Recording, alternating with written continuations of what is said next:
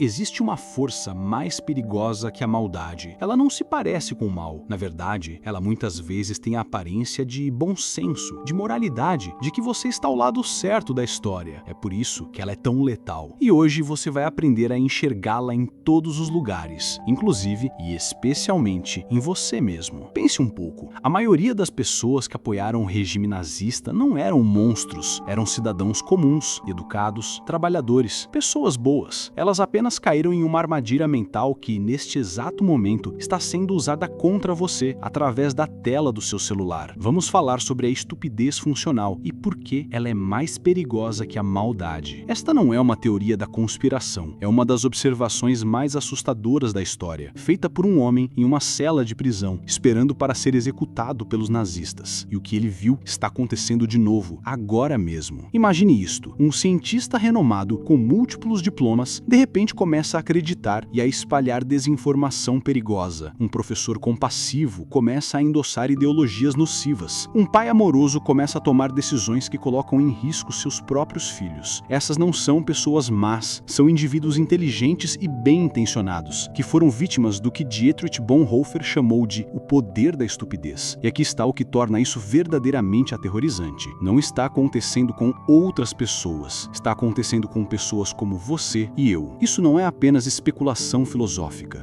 Em 1961, Stanley Milgram conduziu seus infames experimentos de obediência na Universidade de Yale. Voluntários comuns foram instruídos por uma figura de autoridade a administrar o que eles acreditavam ser choques elétricos cada vez mais dolorosos em outra pessoa. Apesar de ouvirem gritos de agonia, 65% dos participantes administraram choques que eles pensavam que poderiam ser letais. Eles não eram sádicos ou doentes mentais. Eram pessoas normais que haviam rendido temporariamente sua capacidade de julgamento moral independente. E isso é exatamente o que Dietrich Bonhoeffer testemunhou em primeira mão na Alemanha nazista, e o levou a desenvolver uma das teorias mais inquietantes sobre a natureza humana já concebidas. Mas antes de mergulharmos mais fundo, eu preciso perguntar: você já se pegou acreditando em algo simplesmente porque todos ao seu redor também acreditavam? Mantenha essa pergunta em mente enquanto exploramos o que pode ser um dos insights psicológicos mais importantes da era moderna. Dietrich Bonhoeffer não era seu filósofo típico, sentado em uma torre de marfim, ponderando ideias abstratas. Ele era um pastor luterano alemão que assistiu sua sociedade inteira se transformar diante de seus olhos. Nascido em 1906 em uma família intelectual, seu pai era um proeminente psiquiatra e neurologista. Bonhoeffer tinha todos os motivos para acreditar no poder da educação e do discurso racional. Mas à medida que o partido nazista ascendia ao poder, Bonhoeffer assistiu seus compatriotas alemães, pessoas educadas, cultas, religiosas, começarem a apoiar políticas e líderes que contradiziam tudo o que afirmavam acreditar. Não eram massas ignorantes sendo manipuladas por propaganda inteligente. Eram professores, médicos, clérigos e intelectuais que estavam participando ativamente da sua própria rendição intelectual. De sua cela de prisão em 1943, esperando para ser executado pelo seu papel em um complô para assassinar Hitler, Bonhoeffer escreveu o que se tornaria sua observação mais assombrosa: contra a estupidez, somos indefesos. Nem protestos, nem o uso da força conseguem algo aqui. As razões caem em ouvidos dordos. O que tornou essa observação tão arrepiante não foi apenas o seu contexto, mas a sua precisão. O mal, ele notou, sempre carrega dentro de si o germen de sua própria subversão. Ele cria desconforto, resistência, eventual colapso, mas a estupidez, ela acredita que está fazendo o bem, tornando-a absolutamente imune à correção. Talvez a percepção mais presciente de Bonhoeffer tenha sido sobre como a estupidez serve às estruturas de poder existentes. Pessoas mal intencionadas sabem que estão fazendo mal, o que cria um conflito interno e eventual colapso, mas as pessoas presas na estupidez funcional acreditam que estão fazendo o bem, tornando-as absolutamente resistentes à correção. Isso não é acidental. Aqueles no poder não precisam mais suprimir ativamente a informação. Eles só precisam criar condições onde processar a informação honestamente se torna proibitivamente difícil. Quando Bonhoeffer usou a palavra estupidez, ele não estava falando de baixo IQI ou falta de educação. Ele estava descrevendo algo muito mais complexo, o que poderíamos chamar de estupidez funcional ou ignorância deliberada. Em suas cartas da prisão, ele explicou: o fato da pessoa estúpida ser muitas vezes teimosa não deve nos cegar para o fato de que ela não é independente. Em conversa com ela, sentimos virtualmente que não estamos lidando com ela como pessoa, mas com slogans, chavões e coisas do gênero que tomaram posse dela. Aqui está o que tornou a teoria de Bonhoeffer tão revolucionária. Ele argumentou que a estupidez muitas vezes emerge não de falhas individuais, mas de pressões pressões sistêmicas que tornam o pensamento independente difícil e caro. A verdade é que nossos sistemas econômicos incentivam ativamente atalhos intelectuais. Plataformas de mídia social ganham bilhões quando os usuários reagem emocionalmente em vez de pensar criticamente. Veículos de notícias obtêm mais cliques com indignação do que com nuance. Políticos ganham eleições com slogans simples em vez de propostas políticas complexas. Quando as pessoas estão trabalhando em múltiplos empregos,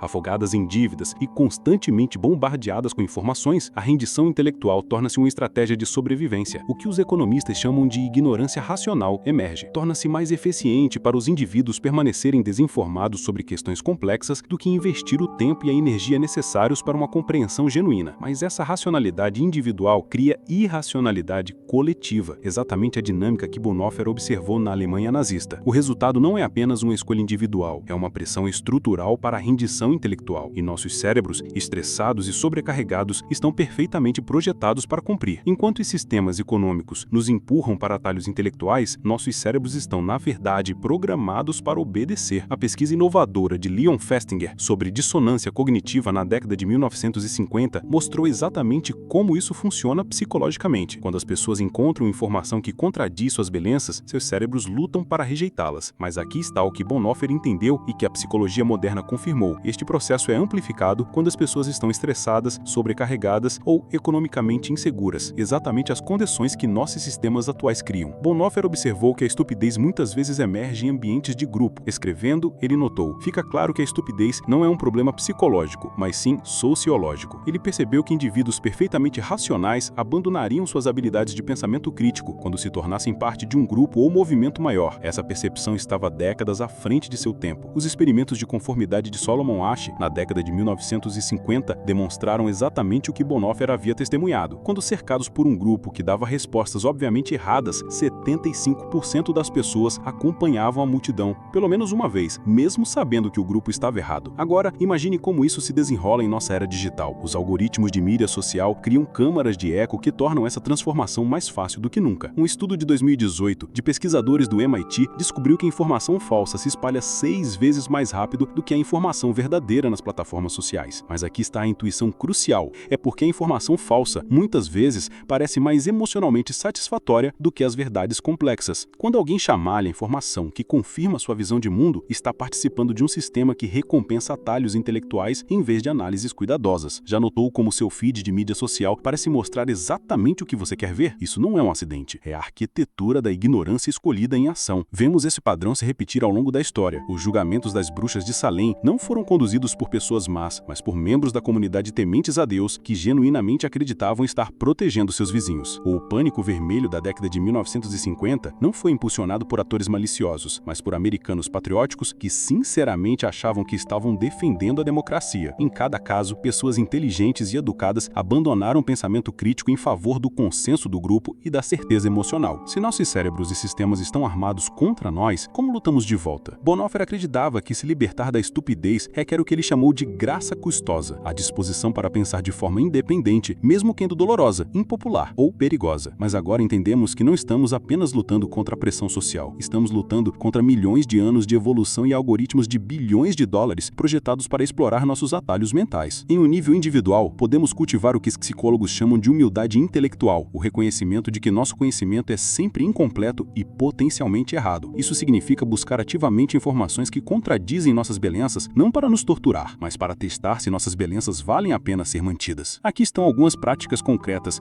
que podem servir como sua resistência diária contra a rendição intelectual. Primeiro, pratique o atrito intelectual. Reserve um tempo toda semana para ler argumentos bem pensados de pessoas que discordam de você, não para mudar de ideia necessariamente, mas para testar se suas convicções resistem ao escrutínio. Segundo, abrace a ignorância produtiva. Quando você se encontrar absolutamente certo sobre alguma coisa, pergunte: que evidência mudaria minha opinião? Se você não consegue pensar em nenhuma, isso é um sinal vermelho. Terceiro, desacelere seu compartilhamento. Antes de postar qualquer coisa online, leve 60 segundos para verificá-la em uma fonte independente. Essa breve pausa pode quebrar o ciclo algoritmo que se alimenta das nossas reações emocionais. Finalmente, pratique dizer "eu não sei" quando você realmente não sabe alguma coisa. Em um mundo que recompensa a ignorância confiante sobre a incerteza humilde, admitir lacunas em seu conhecimento torna-se um ato radical. Mas as práticas individuais não são suficientes. Também precisamos de mudanças estruturais que tornem a honestidade intelectual mais fácil e recompensadora. Isso significa exigir que as plataformas de mídia social divulguem seus seus vieses algorítmicos. Significa financiar campanhas abrangentes de alfabetização midiática pública. Significa projetar plataformas online que recompensem a humildade intelectual em vez da certeza tribal. E o mais importante, precisamos de políticas econômicas que reduzam o estresse e a incerteza que tornam as pessoas vulneráveis a atalhos intelectuais. A teoria de Bonhoeffer era brilhante para sua época, mas aqui está o que ele não poderia saber. Isso não é apenas sobre rendição moral ou pressão social. A neurociência moderna revela algo muito mais inquietante. Nossos cérebros estão literalmente programados para cair na estupidez funcional. Pense nisso. Bonhoeffer testemunhou a propaganda nazista se espalhando por jornais e rádio, mas estamos vivendo algo exponencialmente mais perigoso. Passamos da propaganda nazista para algoritmos de mídia social que sabem exatamente quais botões psicológicos apertar. E agora estamos entrando na era da IA e dos deepfakes que podem fabricar a própria realidade. A ameaça não está apenas escalando, está mirando na própria arquitetura da cognição humana. A parte mais assustadora, todos nós somos vulneráveis, não importa o quão inteligentes pensamos que somos. O mecanismo é exatamente o que Bonhoeffer descreveu. Quando as pessoas se sentem ameaçadas e incertas, tornam-se mais suscetíveis a explicações de som autoritário, que reduzem a complexidade à narrativa simples. Mas aqui está um insight crucial que torna o aviso de Bonhoeffer mais urgente do que nunca. Não estamos mais lidando apenas com manipulação humana, estamos enfrentando sistemas projetados por inteligência artificial para explorar nossas vulnerabilidades cognitivas com precisão cirúrgica. Bonhoeffer pagou o preço final por se recusar a render sua independência intelectual. Ele foi executado por enforcamento em 9 de abril de 1945, apenas algumas semanas antes da rendição da Alemanha. Suas últimas palavras, segundo um companheiro de prisão, foram: "Este é o fim para mim, o começo da vida." Seu sacrifício não foi apenas sobre resistência política, foi sobre defender a própria possibilidade do pensamento humano. Ele entendeu que quando as pessoas param de pensar de forma independente, elas deixam de ser totalmente humanas. Elas se tornam, em suas palavras, marionetes cujas cordas são puxadas por qualquer força que seja mais forte no momento. Mas aqui está o que o desafio final de Bonhoeffer torna tão relevante hoje. Quem permanece firme, quando a pressão para se conformar é avassaladora, quando pensar de forma independente exige coragem, quando o custo da verdade é maior que o preço de mentiras confortáveis, quem permanece firme? A resposta não está encontrada em inteligência ou educação superiores, está na escolha diária de permanecer curioso em vez de certo, de buscar a verdade em vez de conforto, de pensar cuidadosamente em vez de reagir rapidamente. Esses não são atos heróicos, são práticas comuns que se tornam extraordinárias quando todos ao seu redor pararam de fazer isso. A tragédia é que a rendição intelectual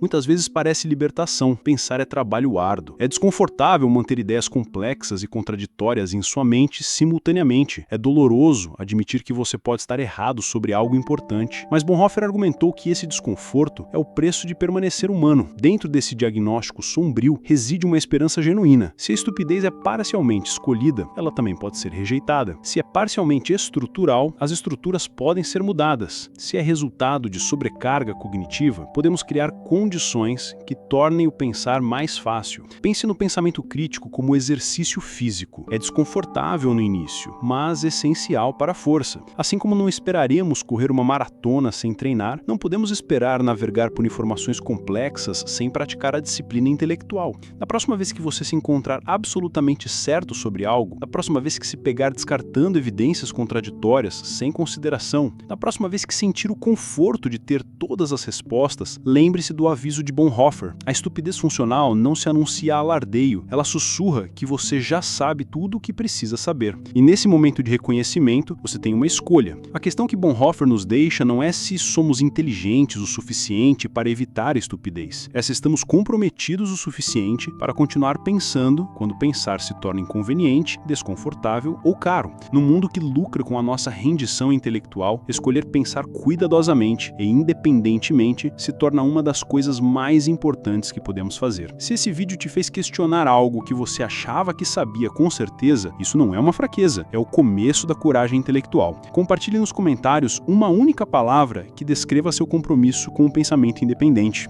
Obrigado por sua presença e por dedicar esse tempo a si mesmo. Curta para suportar nossa filosofia de questionamento e inscreva-se para que possamos nos encontrar novamente na próxima conversa.